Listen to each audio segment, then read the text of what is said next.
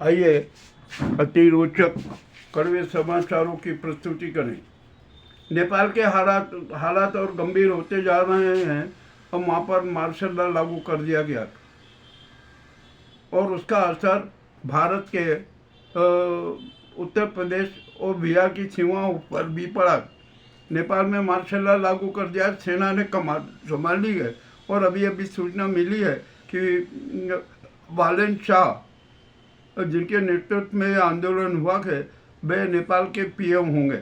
क्या होगा क्या नहीं होगा अभी कोई स्पष्ट नहीं है। ठीक है, अब एक सवाल आता है, कल 11 सितंबर के डॉक्टर मोहन भागवत 75 वर्ष के हो जाएंगे, क्या वे कल त्याग पत्र देंगे? ये भी जनता सवाल कर रहे हो, जनता एक दूसरे से पूछ रही है कि क्या होगा।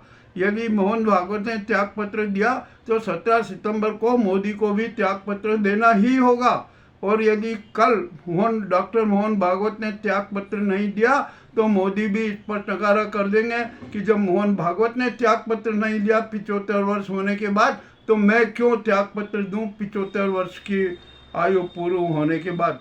मामला अति रोचक है। अभी एक समाचार आया कि सुप्रीम कोर्ट में मोदी सरकार के 28 मंत्रियों पर गाज गिरेगी। उनका त्याग पत्र देना होगा और वह सभी अयोग्य घोषित किए जाएंगे और 6 वर्ष के लिए उन पर प्रतिबंध लगा रहेगा राजनीतिक बेल। अब यहाँ पर एक बड़ी विचित्र बात आ रही है कि क्या यह उपराष्ट्रपति चुनाव को वैध माना जाए। जनता कह रहे कि ये उपराष्ट्रपति चुनाव को हम वैध नहीं मानते। इसका कारण बता रही है कि धनगढ़ के जो त्याग पत्र के बारे में जितनी भी आपत्तियां थी उनका कोई निराकरण ही नहीं हुआ। धनगढ़ जी ने हस्तलिखित त्याग पत्र दिया ही नहीं जो संविधान के अनुरूप देना था, तो फिर उनका त्याग पत्र तो अवैध ही हो गया। और जब उनका त्याग पत्र अवैध हो गया तो ये चुनाव क्यों करवाया गया? पहले जो आपत्तियां थी उनका निराकरण होने के बाद चुनाव होता था। मामला बड़ा पेचीदा हो गया। अब यहाँ पर नेपाल का असर हमारे उत्तर प्रदेश और बिहार की सीमाओं पर पड़ रहा है। यहाँ पर भी अलर्ट जारी किया गया और सीमाएं भी बैन कर दी गई है। मामला और बिगड़ता जा रहा है। नेपाल के कारण भारत भी संकट में नजर आता लग रहा है। और जो बांग्लादेश और नेपाल का जो आंदोलन हुआ ना, इसको देखा आज फ्रांस में भी नेपाल जैसा ही आंदोलन हो गया। अब नंबर आता है भारत का। तो यदि 11 सितंबर को डॉक्टर मोहन भागवत ने त्याग पत्र नहीं दिया और 17 सितंबर को मोदी और अमित शाह ने त्याग पत्र नहीं दिया ना, तो भारत की 90% जनता भी सड़कों पर उतरेगी। इसका भी एहसास हो चुका है।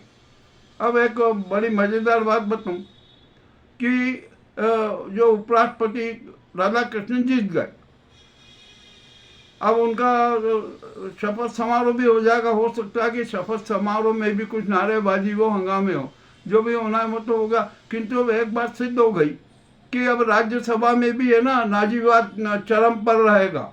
यदि किसी भी सांसद ने सरकार के खिलाफ सवाल पूछा तो उसको राज्यसभा में ही गिरफ्तार करवा दिया जाएगा, ऐसी भी शंका है। मामला बड़ा रोचक होता जा रहा है। क्या होगा क्या नहीं होगा इसका अभी देखते हैं कि क्या परिणाम आएगा क्या नहीं आएगा। और इधर डाहू चरम पर है। उन्होंने क्या किया, या कतर पर हमला कर दिया। कतर पर हमला करने से जितने भी मुस्लिम राष्ट्र थे वो एकदम भड़क उठे और अब ये इजराइल के खिलाफ कोई बहुत बड़ा आंदोलन जारी हो गया। अब रूस ने पोलैंड पर हमला कर दिया।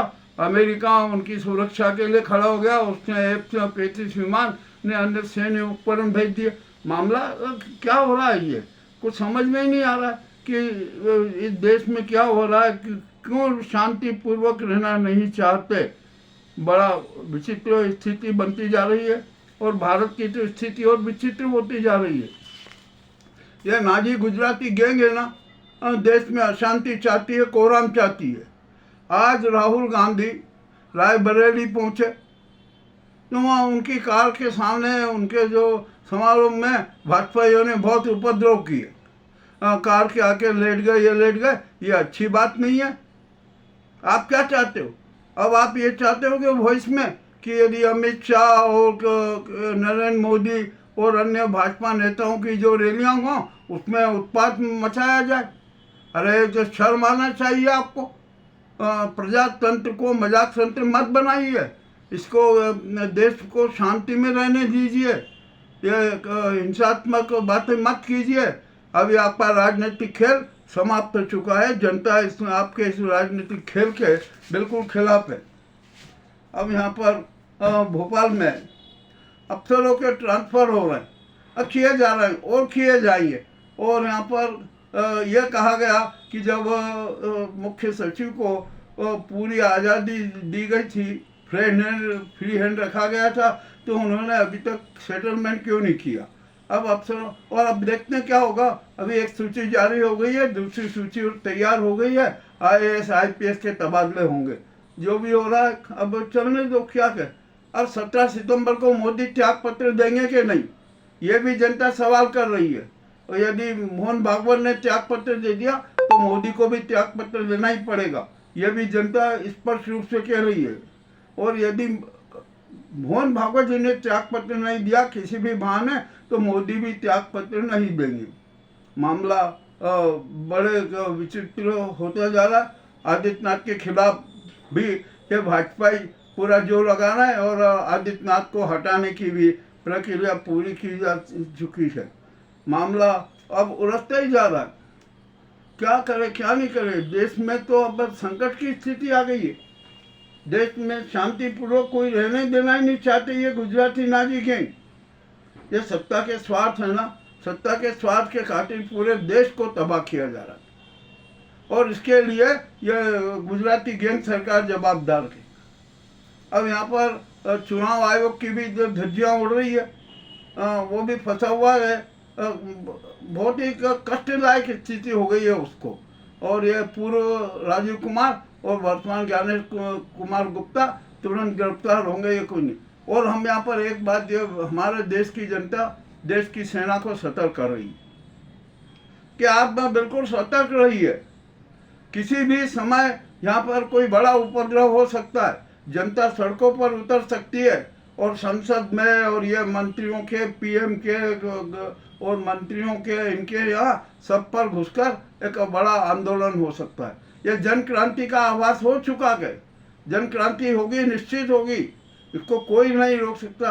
अब सेना का दायित्व है कि वह देश में शांति सुव्यवस्था स्थापित किए बनाए रखे, अभी निगरानी रखे। ये जो नरेंद्र मोदी और ये गुजराती गैंग की सरकार है ना, इस पर कोई आशा मत कीजिए। और यदि जरूरत पड़े ना तो आप मोदी अमित शाह इनको भी गिरफ्तार कर लीजिए, कोई दिक्कत नहीं होगी, जनता आपके साथ रहेगी। ये भी अब जनता का खुला ऐलान हो चुका है मामला। अब राष्ट्रपति जी से बात करें। अरे राष्ट्रपति जी, अब आप तो सतर्क हो जाइए। देश के हालात हो गए। आपको बांग्लादेश और ये नेपाल में जो घटनाएं घटित हुई है ना, उससे सबक से ले लेना चाहिए। फ्रांस में जो हो रहा है ना, उससे भी सबक सीख लेना चाहिए। और देश में राष्ट्रपति शासन इसी वक्त लागू कर देना चाहिए। इस नाजी सरकार को भंग कर दीजिए। और जो ये उपराष्ट्रपति का चुनाव हुआ है ना, इसको भी एक अवैध घोषित कर दीजिए। मान्य नहीं होगा। ये जनता मान्य नहीं करे तो आप भी इसको कह दीजिए कि नहीं, ये मान्य नहीं होगा। चलिए देखते हैं राष्ट्रपति जी क्या करती है। राष्ट्रपति जी तुरंत ही इसी वक्त देश में आपातकाल लगाए, और जरूरी भी है। यदि नहीं लगाया ना तो स्थिति और खराब होगी। तो वह राष्ट्रपति जी से अनुरोध है कि वह इसी वक्त, आज ही और इसी वक्त राष्ट्रपति शासन की घोषणा कर दे। नंबर 2, जो केयर टेकर PM है ना, सेना अध्यक्ष को CDS हैं चौहान जी को, उनको बना दीजिए। CJI गवई जी को उनका न्यायिक और विधिक सलाहकार के रूप में मनोनीत कर दीजिए। ये काम युद्ध स्तर पर कीजिए, ये काम बहुत जरूरी है। ये कोई पूर्वाग्रह नहीं है, ये 90% जनता की आवाज़ है। आपको उसका सम्मान करना चाहिए। आपको राष्ट्र धर्म, राज धर्म, जन धर्म, समाज धर्म और न्याय धर्म को और निभाना ही चाहिए। विश्वास है कि राष्ट्रपति मुर्मू जी अवश्य ही इस जन भावनाओं का सम्मान करेगी, वे राष्ट्रपति शासन लागू करेगी। अब आपको ये और बात और बता दूं कि जितने पर्ची वाले मुख्यमंत्री है ना, इनके खिलाफ भी पूरी जांच जारी हो गई और सबके बड़े विचित्र रिकॉर्ड मिल चुके थे। तो ये पर्ची वाले मुख्यमंत्री भी हटाए जाएंगे, इसमें भी कोई शंका नहीं है। अब यहाँ पर मामला बहुत ही गंभीर होता जा रहा है देश में।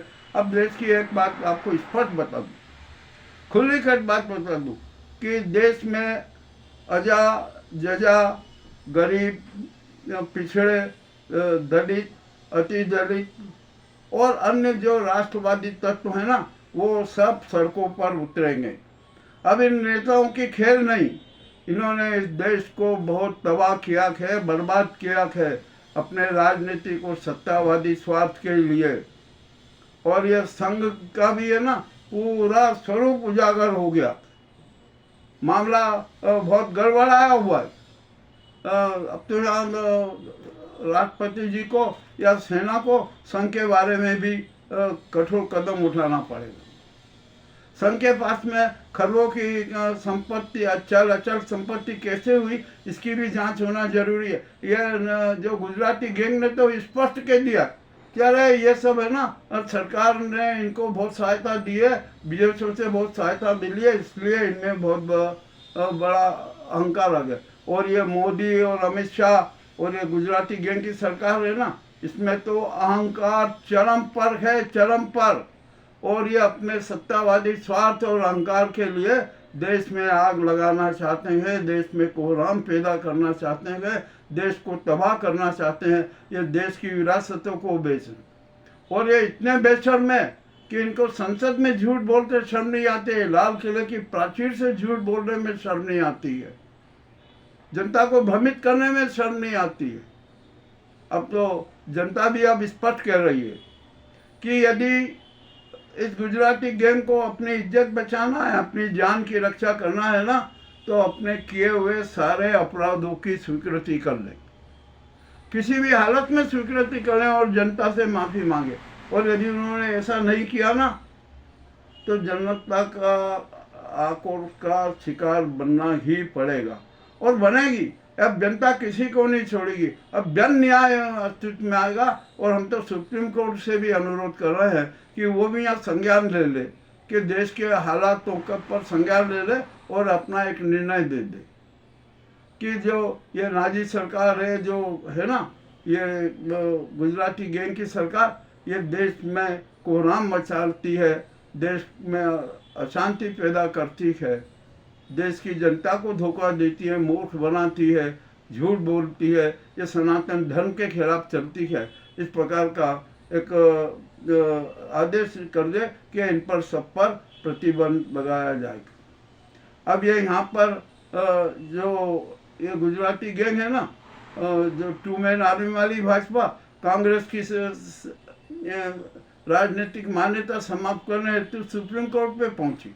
सुप्रीम कोर्ट ने इनको बहुत कुछ लताड़ दिया और अरे यहाँ तक कह दिया कि आप राजनेता है ना, तो आपको अपनी मोटी चमड़ी रखना पड़ेगी। होता है ऐसा। अरे आरोप लगते हैं क्या, इन्होंने कितने आरोप लगा, क्या हुआ? और उपराष्ट्रपति के चुनाव में क्रॉस वोटिंग जिसने किया वो हम इस बारे में कुछ भी नहीं बोलेंगे। जब ये हम तो हमारी निगाह में तो चुनाव ही अवैध है। धनखड़ जी के बारे में, उनके त्याग पत्र के बारे में जितने भी आपत्तियां आई है ना, उनका तो निराकरण हुआ ही नहीं है। अरे राष्ट्रपति भवन तक कलंकित हो गया, उसने अपने बार बयान बदले। क्या हो रहा है ये नाटक? क्या ये देश की जनता को मूर्ख माना जा रहा है? ये देश की जनता मूर्ख नहीं है, वो विवेकवादी हो चुकी है और सकारात्मक विवेकवादी हो चुकी है।